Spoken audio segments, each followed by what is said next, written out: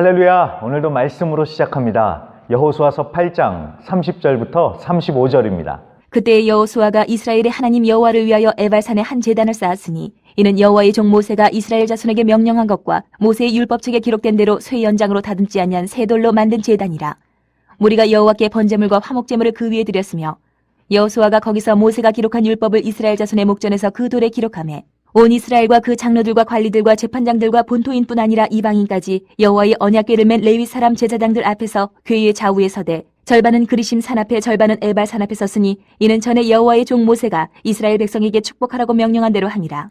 그 후에 여호수아가 율법책에 기록된 모든 것대로 축복과 저주하는 율법의 모든 말씀을 낭독하였으니 모세가 명령한 것은 여호수아가 이스라엘 온 회중과 여자들과 아이와 그들 중에 동행하는 거류민들 앞에서 낭독하지 아니한 말이 하나도 없었더라. 여리고성과 아이성 전투에서 대승을 거둔 이스라엘, 그 다음은 어떻게 됐을까요?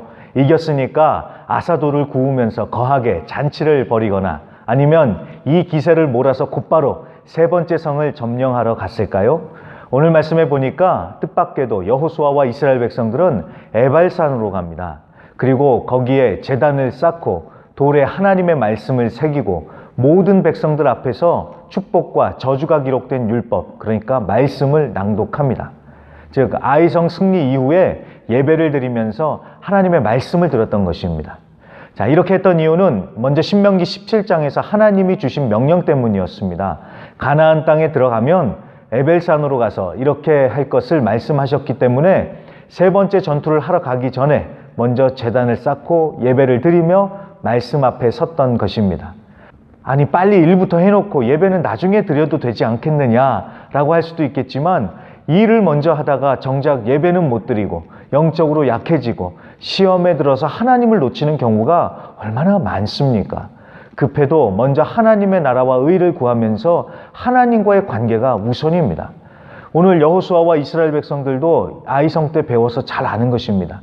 빨리가 중요한 것이 아니라 좀 더디더라도 하나님께 순종하며 하나님과 함께 가는 것이 관건인 것입니다.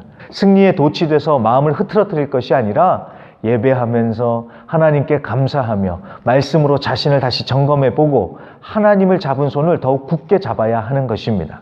그리고 돌로 제단을 만들되 새 연장으로 다듬지 아니한 새 돌로 만들라고 합니다. 사람 손이 닿지 않았으니까 울퉁불퉁 볼품이 없었겠지요.